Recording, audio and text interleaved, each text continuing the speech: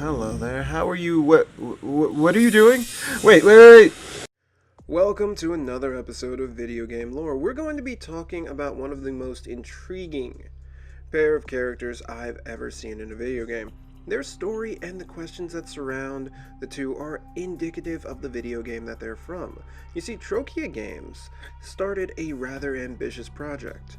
With a 32-member team, they embarked on a mission to bring the world of White Wolf Publishing's tabletop RPG game, Vampire the Masquerade, to life.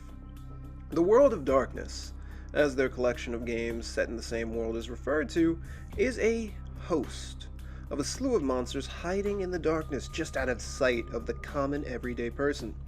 Vampires, wizards, werewolves, and all manner of creatures battle it out in the darkness that most people never see. Those that do are either killed or irrevocably changed forever.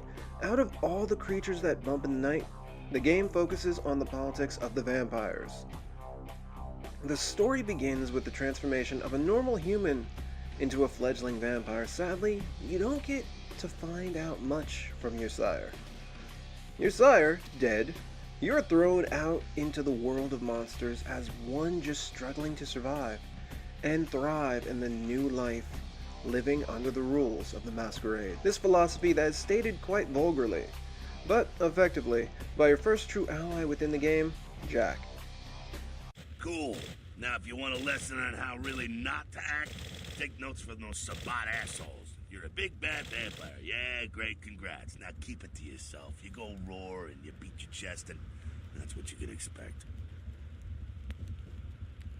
It's the same reason you don't let humans see you feeding.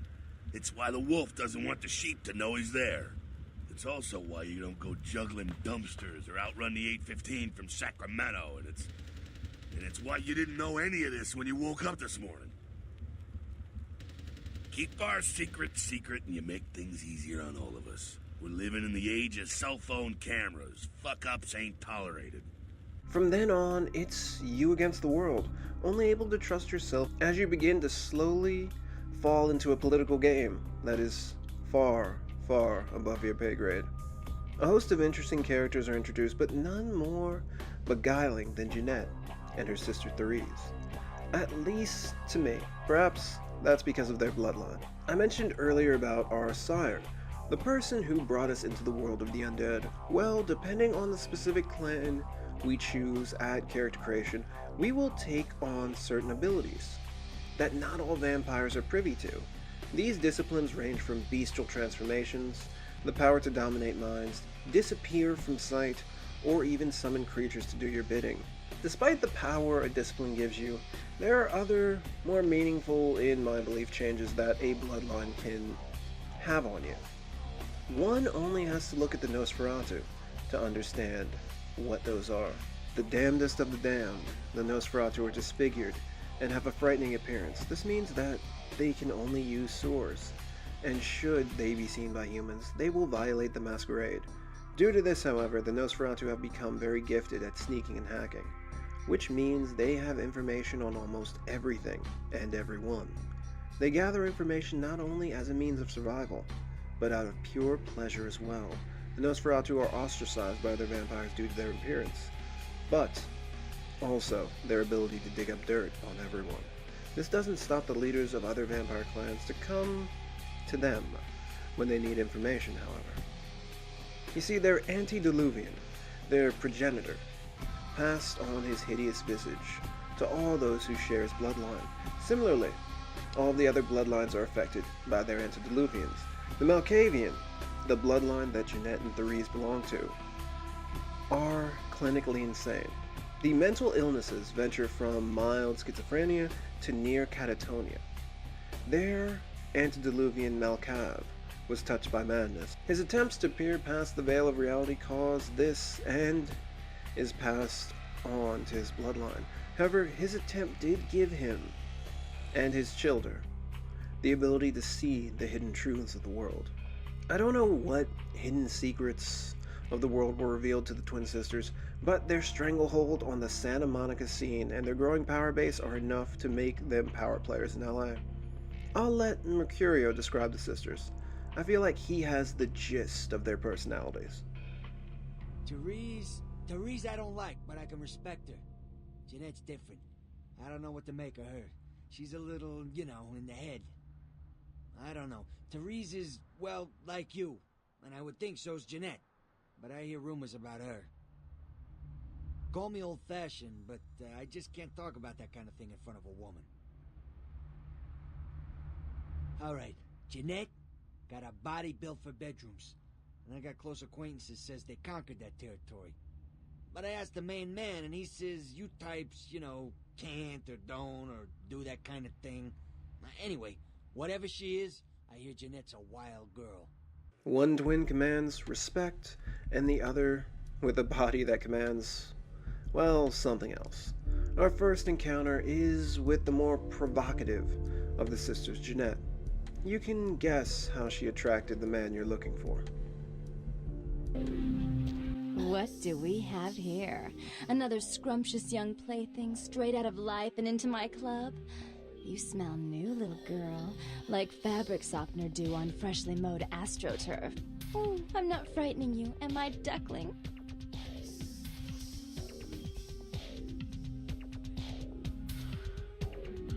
I can tell you and I are going to get along just like fire hoses. When we get turned on, there's bound to be flames. I'm the finger down your spine when all the lights are out.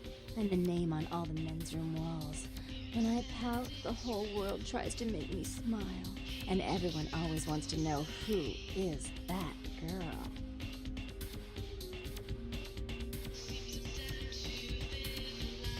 I am Jeanette. And this bit of chaos crammed in a certifiable giggle is my club. I just love to give you funny feelings all night, sweetheart, but I really must trouble with some business. We'll reunite sweet and soon, I promise.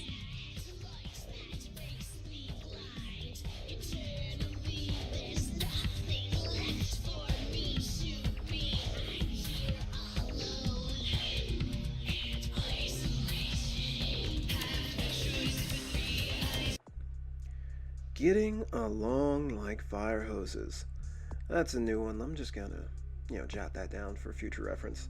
We can also see where her condition comes into play. After our new friend sachets away, we head up to speak to the other sibling, Therese, about our quest. We're privy to a little scene showcasing how they treat each other. And man, there's nothing like family going at it. Your city? Last time I looked, it was called Santa Monica, not stuck-up bitch. So vulgar. I can't even look at you sometimes. Jezebel. Oh, Therese, you really do paint a flattering portrait of me with your turn-of-the-century barb. I always assumed you could do nothing but look down on me. Just the sight of you. The sight of that wicked, painted pout, concealing that dirty, diseased mind. Sin! You have no sin. Let's see who is without sin, cast the fierce tone. Go ahead and mock me. You pull your pranks, make fun of my ways. It suits you. You're just one big joke. Don't you call me that. Should I start calling a duck a pig as well? I'm your sister. How can you treat me like this? That's it, Jeanette. Run away from the truth.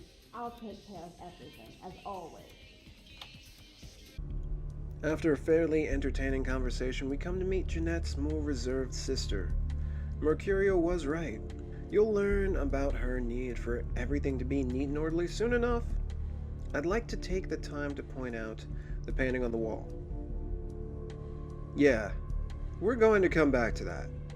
Her demeanor cruel and businesslike to stop the feud that her sister ignited with her relations? Yeah, relations. All you need to do is hop into the sewers, enter a haunted hotel, and survive. Enjoy. After your brisk walk through the ghostly fire and flames, mind you. You return only to be greeted by the lovely Jeanette. As beautiful as any woman in an Alexandre Cabinel painting, and as subtle as a bull in a china shop, she implored. I wish I could do something about it, but Bertram won't believe it's off until he hears Therese say it's off. And as I told you, I'm really not sure what Therese is. However...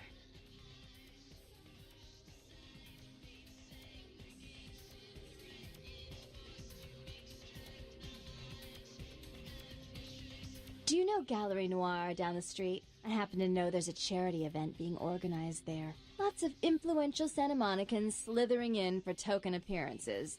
But there's one thing they don't know. The whole event's been set up by a kindred trying to establish their own power clique in our city, and we can't let that happen, can we? So I need some brilliant young upstart to spoil the milk. I promise this won't take long. Take this knife.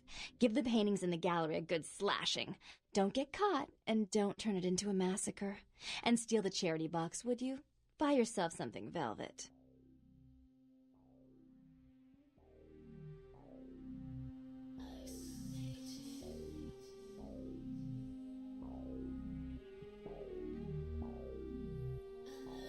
I'm sure Therese will be thrilled to honor your agreement when you get back. But in the meantime, get to the museum and ruin those paintings. Then pay me a visit. I want to hear all about it. Hurry up. I can only amuse myself for so long.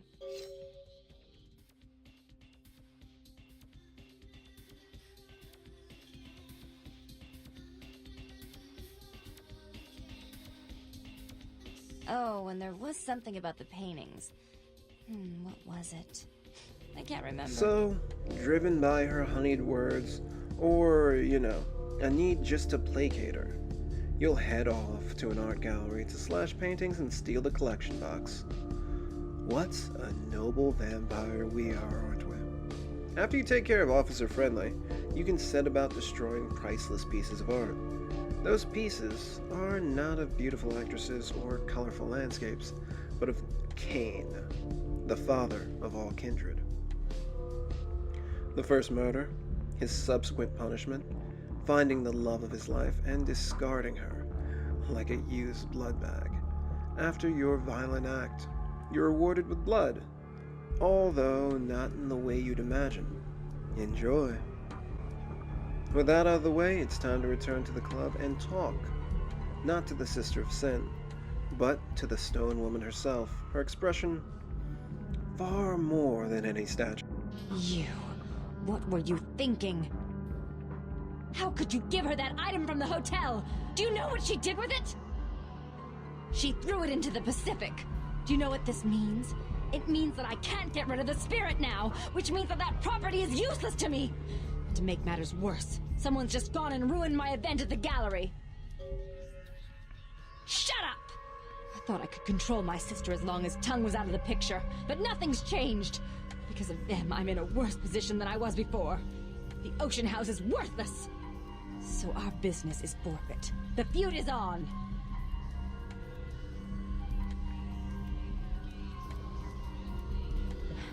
I made some threats against my sister. Idle threats, involving fire and her impious satin sheets. She took them quite seriously, and is avoiding me.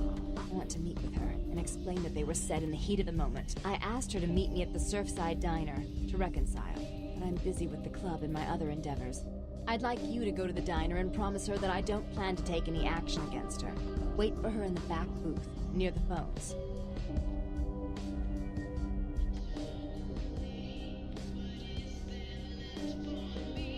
For all her unwholesome diversions and irritating disruptions, I should be less tolerant of her. She is my sister, however, and I suppose I'm obligated to forgive her her trespasses. I did sire her after all. Please, be quick about it. Congratulations, you just got played, and now have the most powerful woman in Santa Monica, who, despite her obsession with cleanliness, wouldn't likely have an aversion with paying someone to do her dirty work. I mean, you trek through the sewers for her, and enter a hotel that likely hasn't been cleaned since the Beatles were still together. Now, your job is to find Jeanette before Therese has you killed, so that the twins can come together.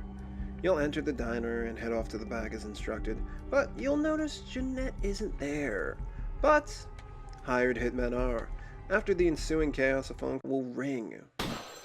And who should be at the other side but a desperate Jeanette?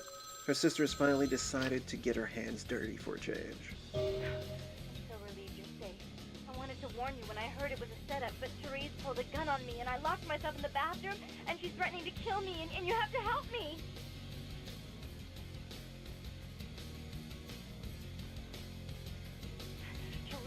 it was you at the gallery all along. She set you up and... Did you hear that? She's crazy. She paid those thieves for a hit. She'll kill anyone who gets in the way of her becoming the dog of Santa Monica.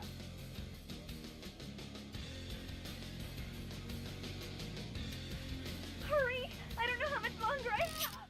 With a heart full of concern or hate, you'll rush to the aid of the vampires to sort the situation out.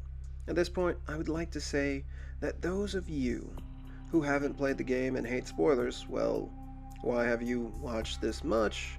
But I implore you to turn back. All of you out? You sure?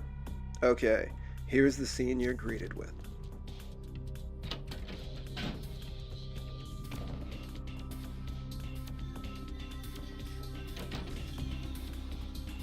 You. I'm really sorry it had to end this way. I truly am. You seemed promising, but you've been tainted by the stink of my sister's schemes. And now, I'm going to make sure she never double-crosses me again. Don't listen to her. She'll kill us both. Save me and I'll help you find Bertram. I swear. Shut up, Jeanette. I warned you to stay away from Tongue. He's turned you against me. I've always looked out for you, but you couldn't stand my success. You had to meddle, didn't you? I didn't want it to end like this, but you forced me. You never gave me any credit for anything, Therese. I was the one calling the shots. Bertram was dancing on my leash. How does it feel to know that I beat you? Didn't see that coming, did you? Neither did I. Mostly due to the amazing writing. Let me explain this. We know that the sisters are odd. You can learn that they're Malkavians, and if you do, you'll know that they are supposed to be crazy. And it fits perfectly. Jeanette is by all rights not right in the head. We know that she might have an issue. Not saying she's a nymphomaniac or anything, but she might need to see someone or, get involved with some type of support group or something. Therese, on the other hand, exhibits signs of obsessive-compulsive disorder. She also shows signs of needing to be in control at all times, something that her sister directly undermines. But in reality, she has dissociative identity disorder, which is a severe condition in which two or more distinct identities or personality states are present in and alternately take control of an individual.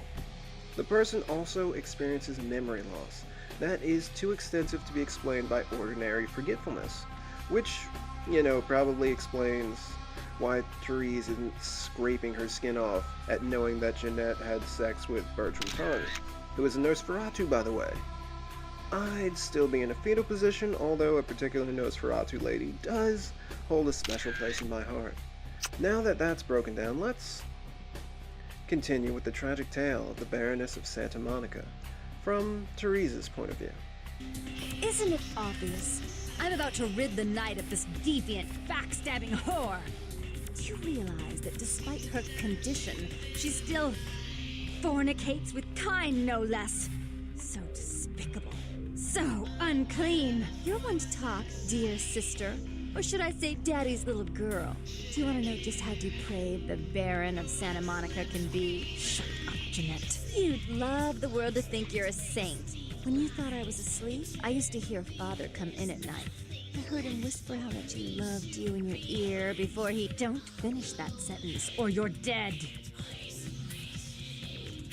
Don't you want to hear what happened? How she became the pillar of the community she is today? Shut up. Just shut up!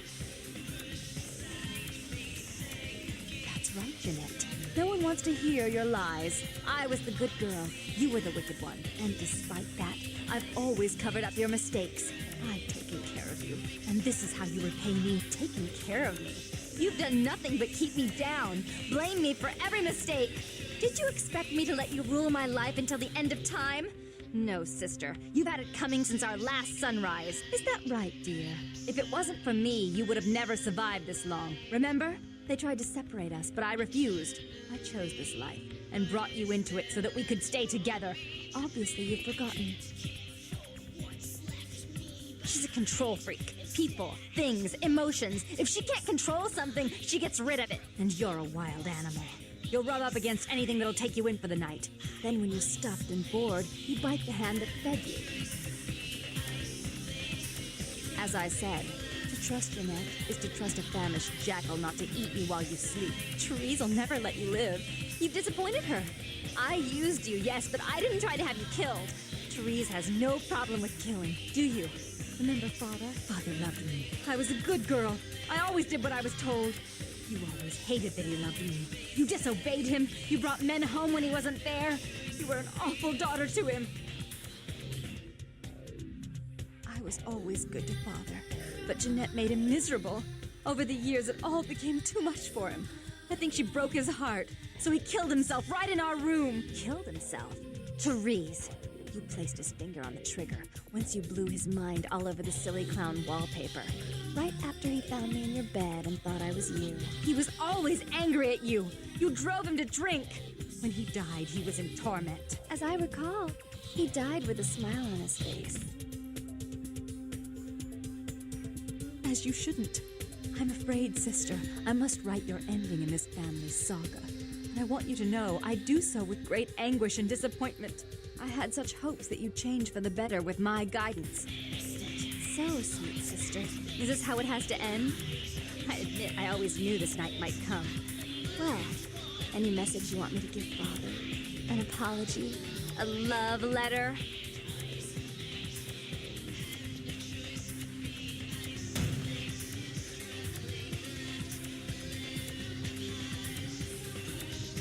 Goodbye, sister.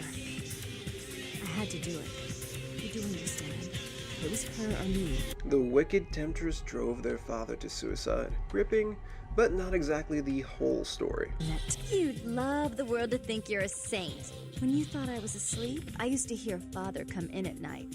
I heard him whisper how much he loved you in your ear before he... Don't finish that sentence, or you're dead. Had his way with you. And he didn't have to force you. You went limp and became his plaything. Do you think I didn't hear it? Night after night? Always the obedient daughter until... Shut up. Just shut up! Therese has no problem with killing, do you? Remember Father? Father loved me. I was a good girl. I always did what I was told. You always hated that he loved me. You disobeyed him. You brought men home when he wasn't there. You were an awful daughter to him. Father came home drunk one day and mistook me for Therese. Because I'd fallen asleep in her bed. Don't listen to her. She's lying. Therese walked in while he was there, and she saw me lying with him, and so she went to the closet and pulled out his hunting shotgun, loaded it with deer shot, and blew his mind out all over the silly clown wallpaper. That's a lie. Father killed himself because of Jeanette. She made him miserable. As I recall, he died with a smile on his face. The police sure did. They broke us up for a little while, remember? The first thing you did after your escape was find me. Enough! It turns out that they both were assaulted as children. Therese blames her sister for not being a good girl, but Jeanette says that her sister's jealousy at their father touching her had caused Therese to become a murderer that night. You can side with either sibling. Whoever you liked the most will survive and forever banish the other side of himself. With a certain level in the persuasion skill, and enough kissing up to both of the girls, you can illuminate their dark tale. You do it because you're vindictive and jealous, and you deserve it.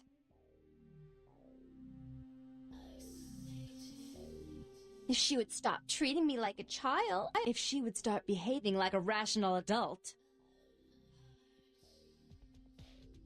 Yes, there was a time. When I was a child, I didn't have many friends. I suppose Jeanette was the only one. We never did get to go out of the house much. Father wouldn't allow us. He said we'd get hurt, so we stayed inside and we imagined our own worlds. And we spent so much time there together, ruling over those places. Those were happier times, before we grew apart.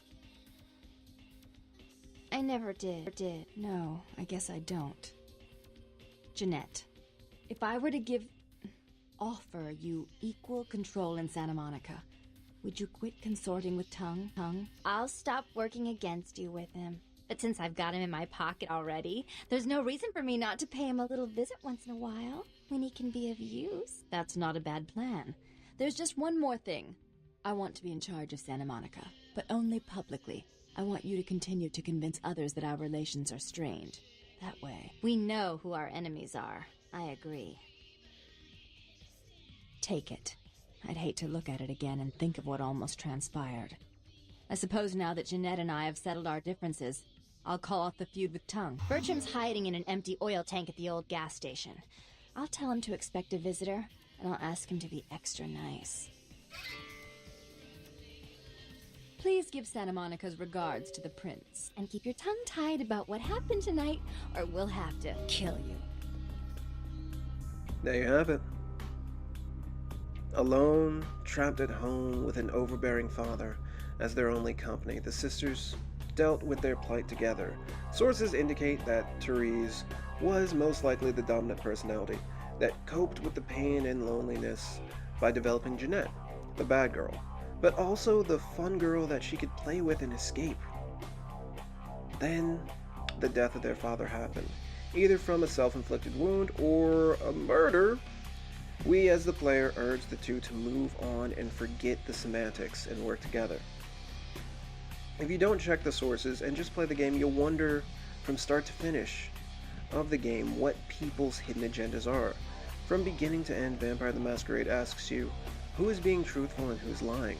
The Voerman sisters are a perfect building block to start your skepticism of the world around you. The two lend themselves to you building a narrative around them, where they're originally a set of twins who consoled each other after the attacks of their father. Did Therese kill her father and sister in the same night and reinvent her as a persona after her transformation?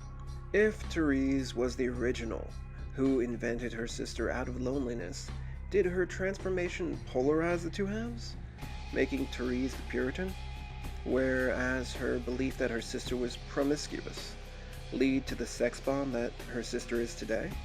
There's a ton of questions and theories, to be honest, I still love to wonder about, but paramount, above all else, is who commissioned this painting of a scary man towering above his daughters, clothed in white stained in red. Therese to remember her past, or Jeanette to never let Therese forget. Or maybe the meaning is different to each personality. I'll leave you with that to answer in the comments down below, along with your own fan theories. Thank you for watching. I'll let the Prince of LA end this video. Thank you all for attending these proceedings, and I hope their significance is not lost. Good evening.